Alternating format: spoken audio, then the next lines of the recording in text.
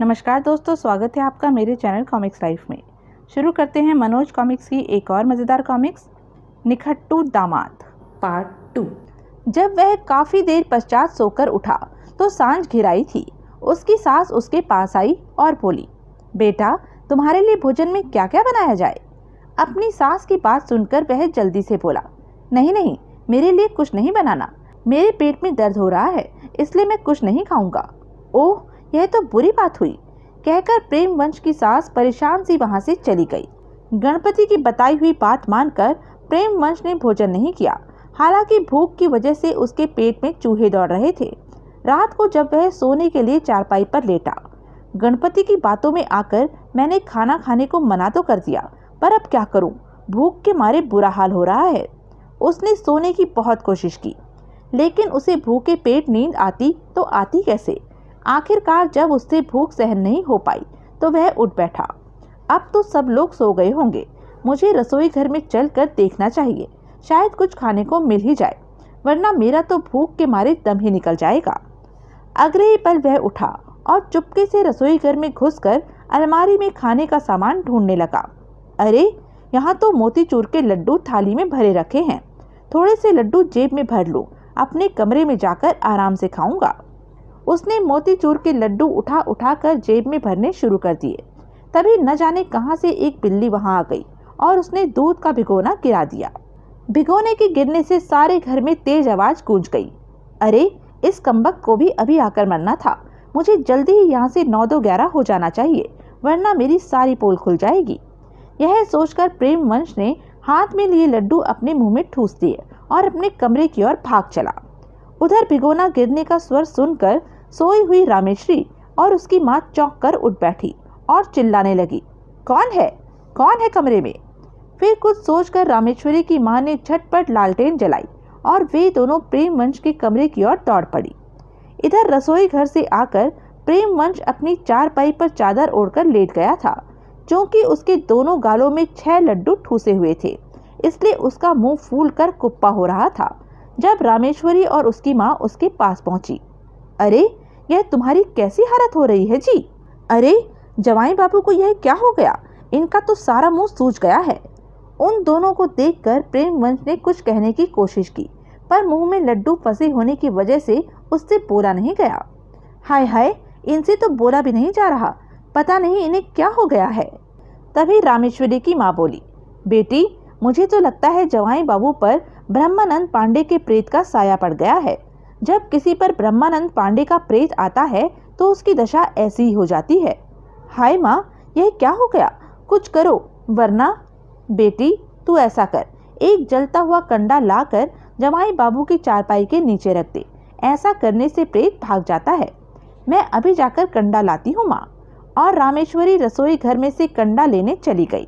कुछ देर बाद रामेश्वरी एक थाली में जलता हुआ कंडा लेकर आई और प्रेम वंश की चारपाई के नीचे रख दिया। जल्द ही कंडे के धुएं से प्रेम वंश को खांसी का तेज धसका उठा और वह बुरी तरह से खांसने लगा।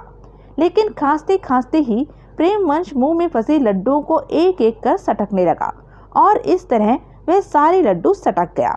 सारे लड्डू सटकते ही वह जोर से चीख उठा, यह सारे कमरे में धुआं कैसा फैला रखा है, धुएं की वजह से मेरा दम घुटा जा रहा है। रामेश्वरी, जलते हुए कंडे को यहाँ से फौरन हटाओ। आहा, मेरा दामाद ठीक हो गया, मैं कहती थी ना बेटी, कंडा जलाने से भूत भाग जाएगा। यह सुनकर प्रेम वंश बोला, मेरे ऊपर किसी प्रेत वेत का साया नहीं पड़ा था, मैं तो खाना खाने रसोई घर में घुसा था। और फिर प्रेम वंश ने सारी घटना उन दोनों को बता दी। सारी बात जानकर रामेश्वरी की माँ ने प्रेम वंश को एक बार गुस्से से घूर कर देखा। फिर रामेश्वरी से बोली, बेटी तुम मेरे साथ जरा बाहर आओ, तुमसे कुछ पूछना है। चलो माँ। कमरे से बाहर जाने पर, बेटी प्रेम वंश की यह मूर्खता कुछ समझ में नहीं आई। विवाह से पहले तो उसने बड़ी अक्लमंदी का परिचय दिया था, फिर अब उसे क्या हो गया। माँ, सब भाग्य का चक्कर है। फिर रामेश्वरी ने प्रेम वंश के बारे में अपनी माँ को सब कुछ बता दिया और बोली, माँ तुमने लाख चाहा कि मुझे बुद्धिमान पति मिले, पर किस्मत में तो मूर्ख व निठल्ला पति लिखा था, सो वैसा ही पति मुझे मिल गया। ओह, यह क्या अनर्थ हो गया, मेरी लाड प्यार से पली बेटी एक मूर्ख के पल्ले पड़ गई। माँ की यह बात सुनकर रामेश्वरी नाराज हो गई। माँ, आप उन्हें ऐसा मत कहिए, वे जैसे भी हैं अब मेरे पति हैं। बेटी, मुझे माफ़ कर दो, अब मैं उसे कुछ नहीं कहूँगी। दूसरे दिन प्रातःकाल होने पर जब रामेश्वरी ने अपनी माँ से विदा ली, बेटी, अपनी राजी खुशी की खबर देती रहना।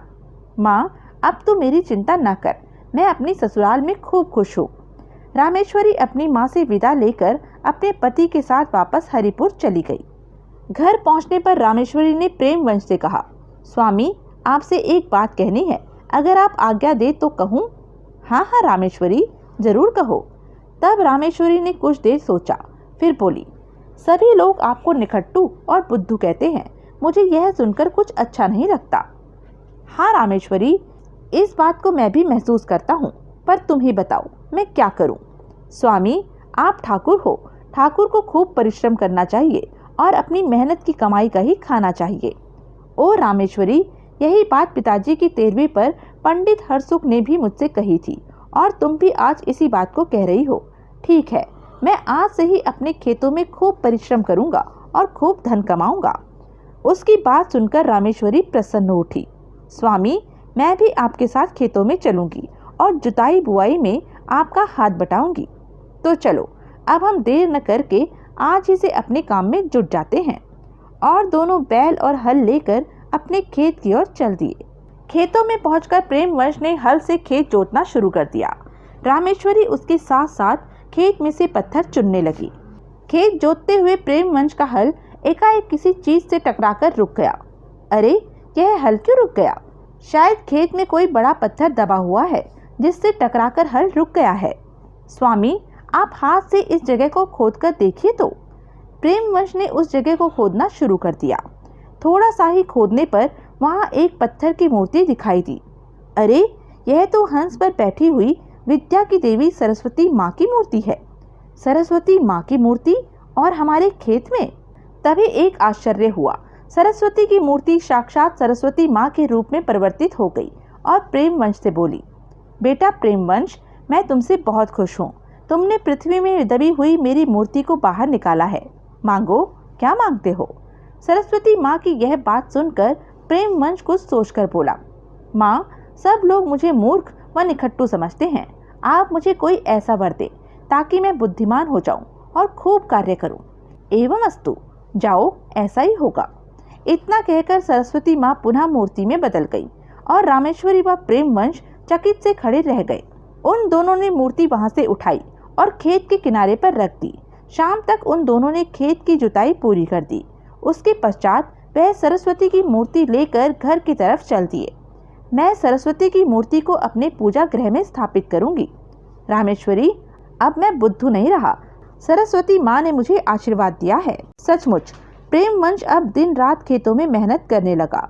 उसके खेतों में बढ़िया फसल लहलहाने लगी। रामेश्वरी, सरस्वती माँ की कृपा से हमारी फसल खूब अच्छी हुई है। आहा, माँ जब तीर्थ से वापस आकर यह सब देखेगी तो कितनी प्रसन्न होगी। उपयुक्त समय पर प्रेमवंश ने फसल की कटाई की और बोरियों में भरवाकर रखवा दी। एक रात, रामेश्वरी, कल शहर जाकर मैं फसल को अच्छे दामों में बेच आऊंगा। बहुत अच्छा स्वामी, मुझे आशा है कि फसल से हमें बहुत लाभ होगा। प्रेमवंश व रामेश्वरी अभी बात ही कर रहे थे कि 5 चोर चोरी करने के इरादे से उनके घर में घुसे और उन्होंने छुपकर प्रेमवंश व रामेश्वरी की बातें सुन ली। सुनो साथियों, कल प्रेमवंश फसल बेचने शहर जा रहा है, इसलिए कल वह काफी धन लेकर शहर से लौटेगा। हमें कल रात चोरी करने यहाँ आना चाहिए। चलो, आज गेहूं की एक एक बोरी ही ले चलें। 5 चोरों ने दालान में से एक एक बोरी गेहूं की उठाई और पीठ पर लाद कर चल दिए। तभी प्रेमवंश कुछ आहट पाकर कमरे से बाहर निकला और उसकी दृष्टि चोरों पर पड़ गई। वह तुरंत रामेश्वरी को बुलाकर बोला, रामेश्वरी, चोर हमारी मेहनत की कमाई लेकर भागे जा रहे हैं। मैं उनका पीछा करता हूँ। स्वामी, होशियारी के साथ पीछा करना। प्रेमवंश ने एक डंडा लिया और घर से बाहर निकल आया। जल्दी ही वे रहे 5 चोर, मुझे उन्हें ललकारना चाहिए।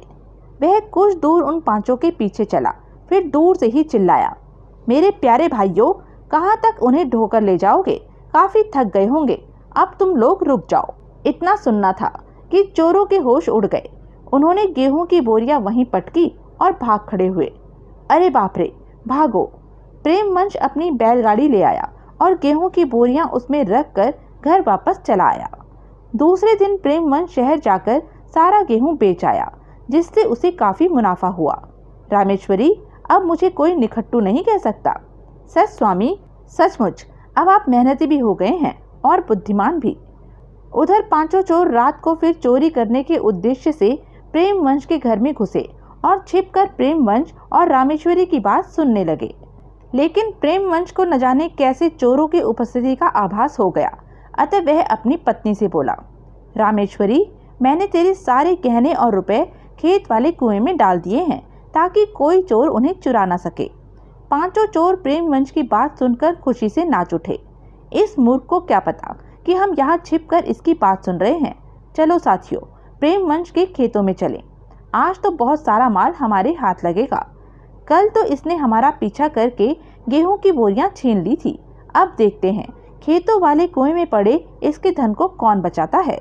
पांचों चोर शीघ्रता से प्रेमवंश के मकान से निकले और प्रेमवंश के खेतों की ओर चल दिए।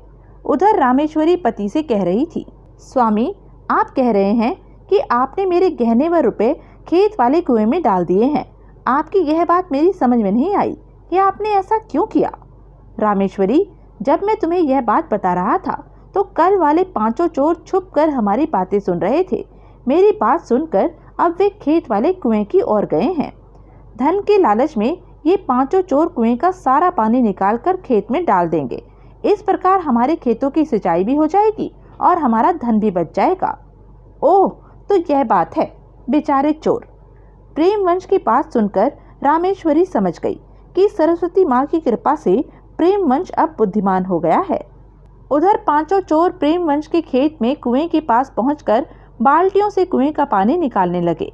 ओह, पानी निकालते निकालते मेरी तो सांस फूल गई। कोई बात नहीं, धन मिलते ही सारी थकान दूर हो जाएगी। अरे दोस्तों, अब तो कुएं में थोड़ा सा ही पानी शेष रह गया है, जरा और तेजी से हाथ चलाओ। कुछ देर बाद चोरों ने हिम्मत करके कुएं का बाकी पानी भी निकाल दिया। फिर एक चोर रस्सी के द्वारा कुएं में उतरा। नीचे तल में जाकर उसने सारे कुएं में ढूंढा, पर उसे कुछ भी नहीं मिला। यहाँ तो कुछ भी नहीं है। लगता है प्रेमवंश ने हमें मूर्ख बनाया है। यह सुनकर चोरों ने झटपट अपने साथी को कुएं में से निकाला और सिर पकड़कर कुएं के पास बैठ गए। हाय, मेरे तो हाथ भी छिल गए रस्सी खींचते खींचते, और हाथ कुछ भी नहीं लगा। यह प्रेमवंश तो बड़ा धूर्त है। उसी समय प्रेमवंश लाठी लेकर अपने खेत पर पहुंचा और दूर से ही चोरों को संबोधित करते हुए चीखा, अरे नलायकों, अभी तो सारा खेत सींचने के लिए पड़ा हुआ है और तुम लोग सर पर हाथ धरे आराम कर रहे हो। मेरा पैसा क्या हराम का है? ठहरो, मैं अभी तुम्हारी खबर लेता हूँ। प्रेमवंश को आते देखकर पांचों चोर हड़बड़ाहट में तत्काल उठे और वहां से 9-2-11 हो गए। अरे भागो, वरना वह हमारी रही सही खाल भी उतार लेगा। भागते भागते पांचों चोर काफी समय पश्चात एक बाग के पास रुके।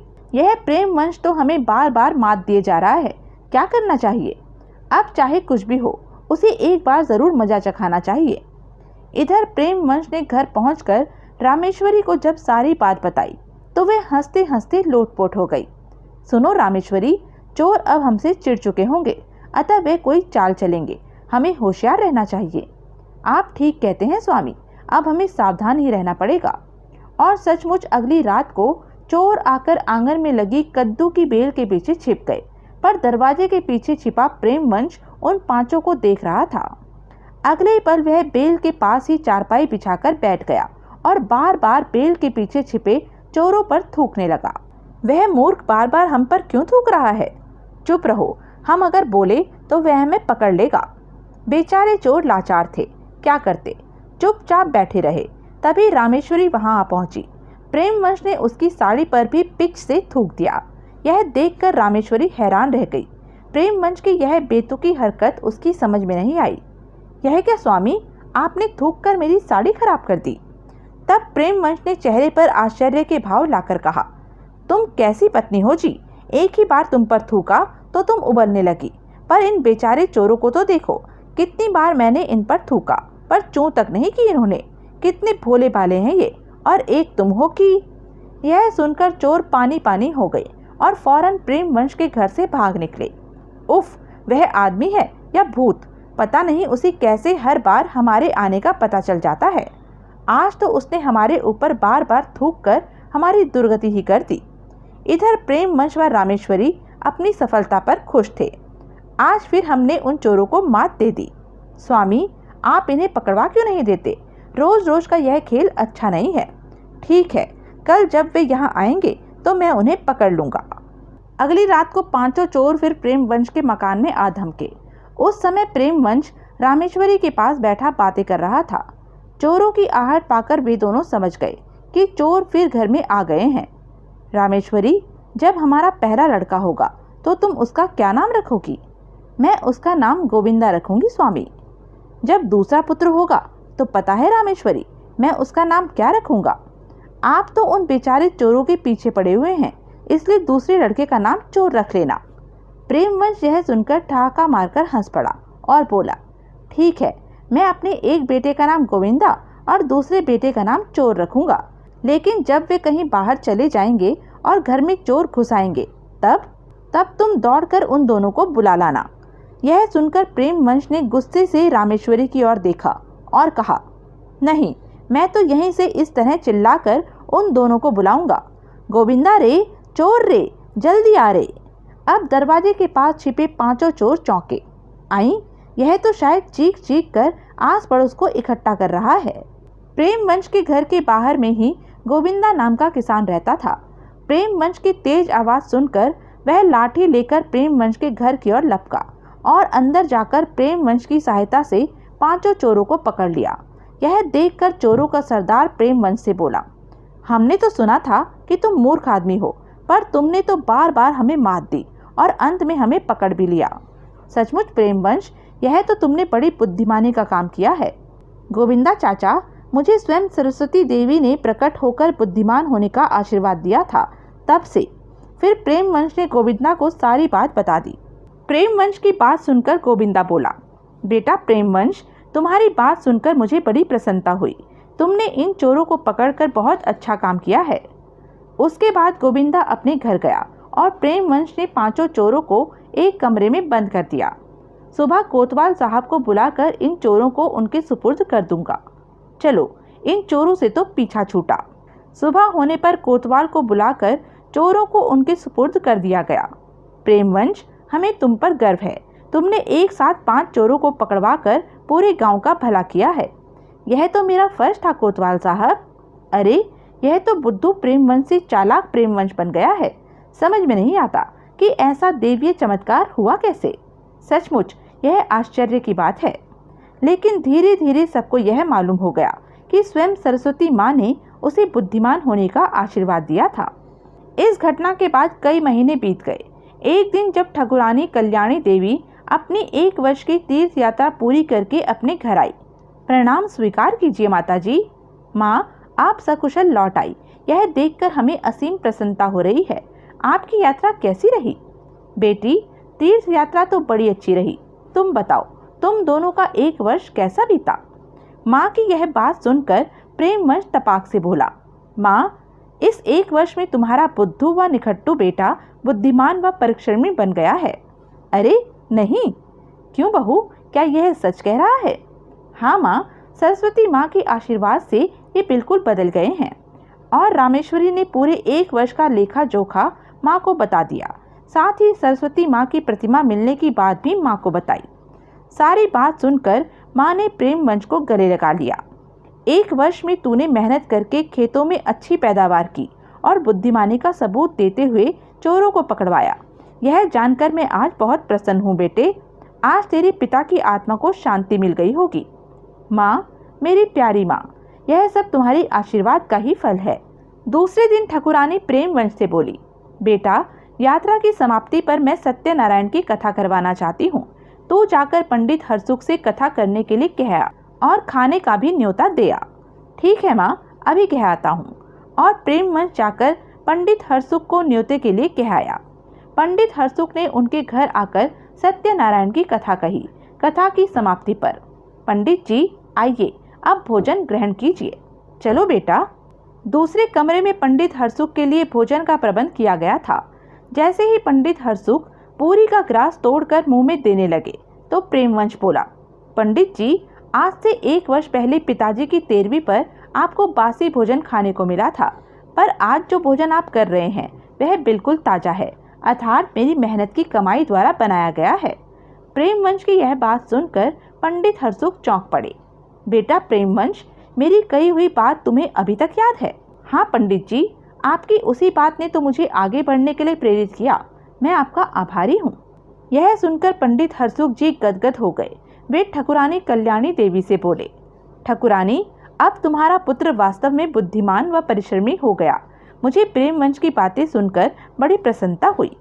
यह सब आपका ही प्रताप है पंडित जी। इसके उपरांत प्रेमवंश अपनी पत्नी व माँ के साथ आनंद पूर्वक रहने लगा। अब हरिपुर के सभी निवासी प्रेमवंश को बुद्धिमान मानने लगे थे। तो यह थी मनोज कॉमिक्स की एक मज़ेदार कॉमिक्स। ऐसी ही मज़ेदार कॉमिक्स के लिए बने रहें मेरे साथ। और हाँ, मेरे चैनल को लाइक, शेयर और सब्सक्राइब करना ना भूलें। धन्यवाद।